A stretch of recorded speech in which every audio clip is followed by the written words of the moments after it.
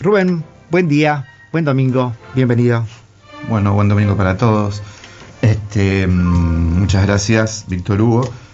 Y hoy el micro de hoy continúa con la figura del doctor Carrasco, del cual hablamos el micro pasado. Y si bien el micro pasado hablamos sobre Carrasco por cómo el sector reaccionario de la ciencia argentina lo combate por sus investigaciones, hoy el micro se va a basar en un escrito propio del doctor Carrasco y lo traemos porque nos parece sumamente interesante que un científico de la talla de Carrasco, un científico, no un ambientalista o un fanático cuidador del medio ambiente, sino un científico, tiene la valentía de cuestionar cierta ética en la aplicación y en la creación, si se puede llamar así, de la ciencia, ¿no?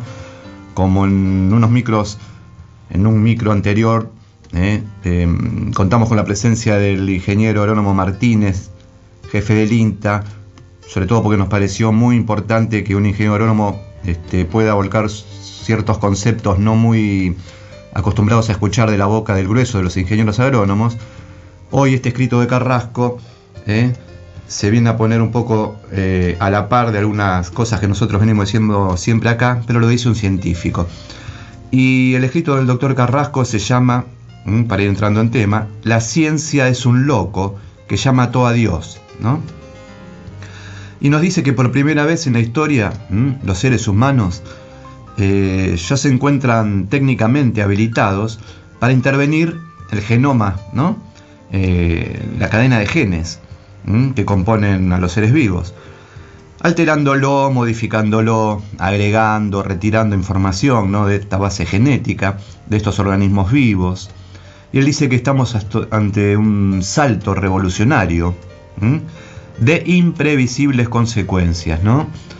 No solo en la diversidad biológica se dan estas imprevisibles consecuencias en todo el planeta, sino también en la relación de su equilibrio evolutivo, ¿no?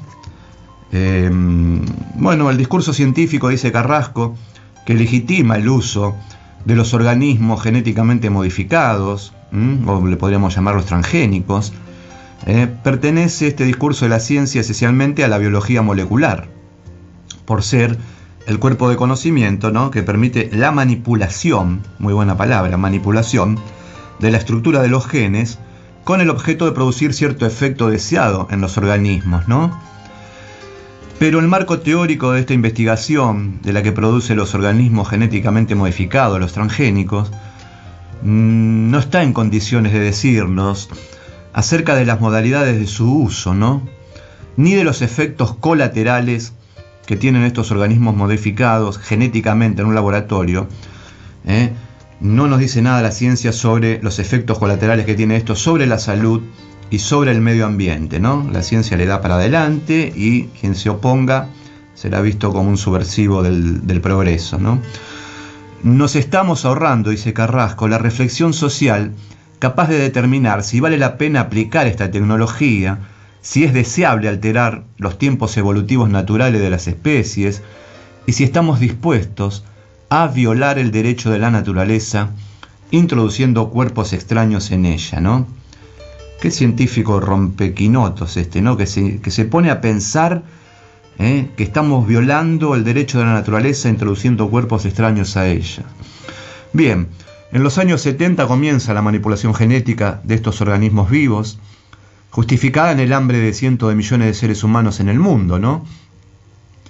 De tal manera que se aseguró a los países triunfantes el derecho de ejercer el poder del dominio tecnológico, ¿no? Se le daba el poder tecnológico a estos países potencias para que paleen el hambre del mundo a través de los genéticamente modificados, ¿no? Bueno, el poder de diseño de esta tecnología fue transferido de individuos y de academias educativas a los planes ya estratégicos de la combinación Estado-corporaciones, ¿no? Nunca más, dice el científico Carrasco, nunca más la gran ciencia, entre comillas, encaró proyectos que no estuvieran en línea con demandas corporativas. Nunca más la ciencia fue creíble en su pérdida de neutralidad en la custodia de la verdad y autonomía de sus desarrollos, ¿no? La ciencia entonces orientó en forma creciente su mirada y exploración hacia ciertos conocimientos estratégicos, mecidos de los intereses y la competencia de los estados, mediados estos intereses por los concentrados corporativos privados, ¿no?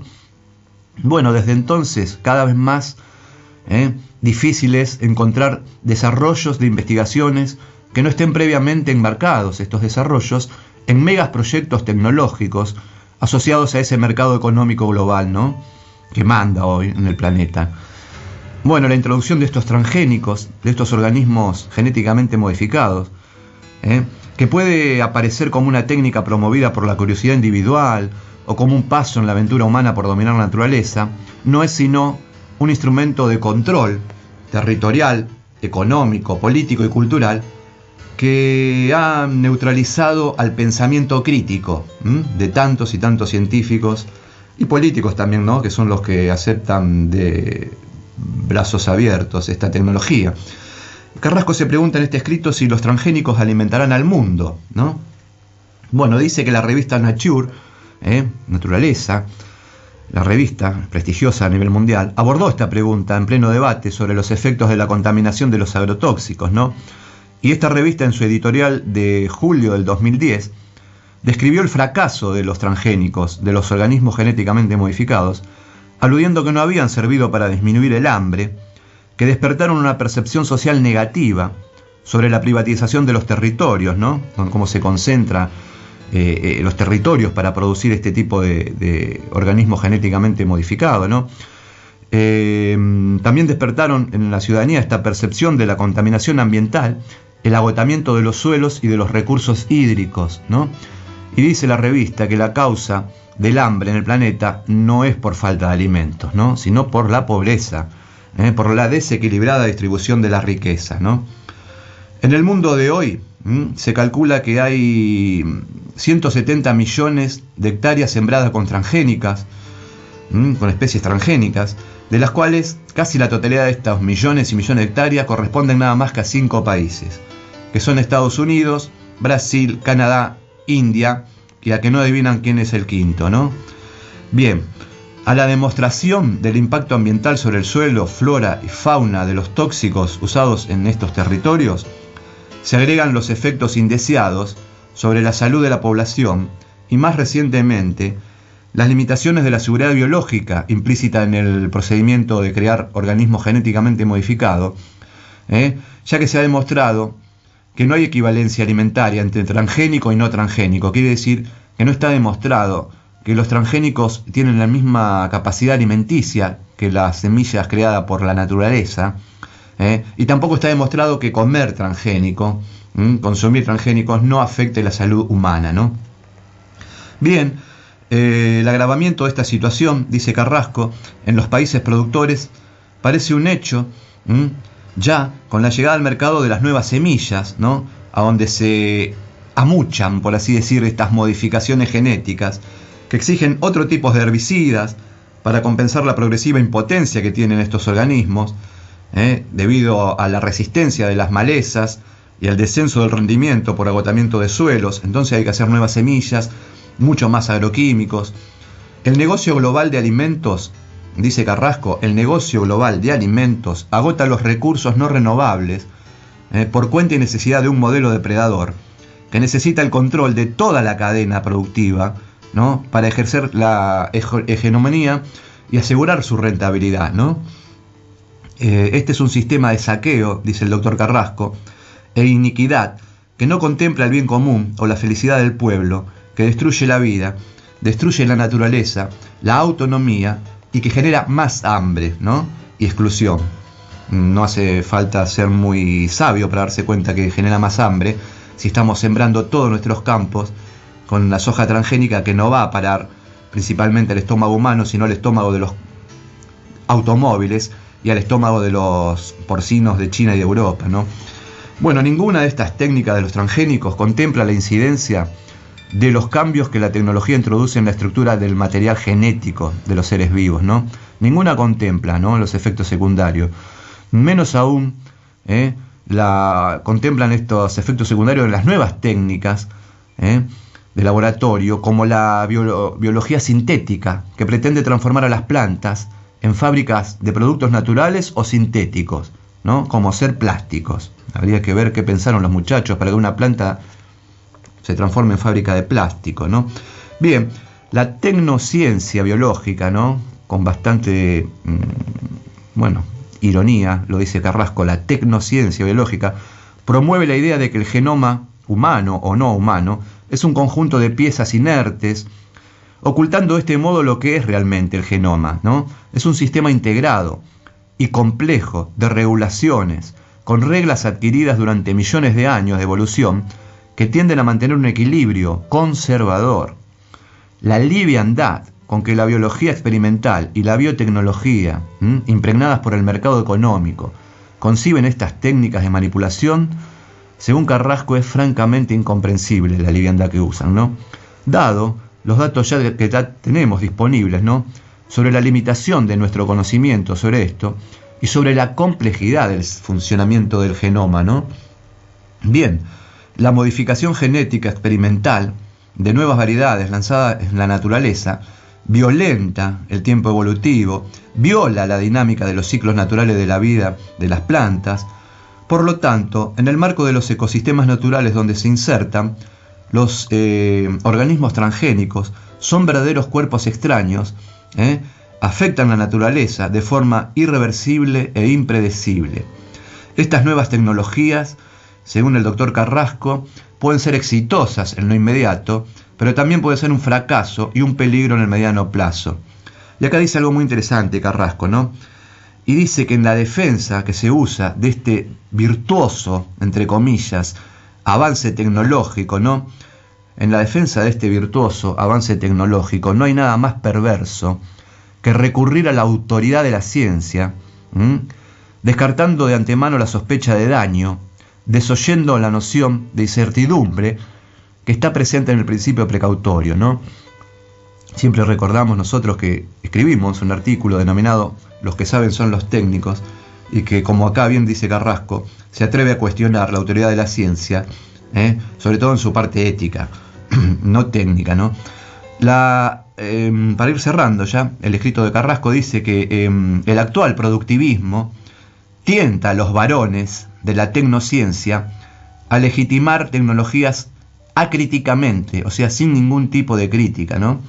Proclamando asimismo que el ambientalismo es un movimiento de derecha, ¿no?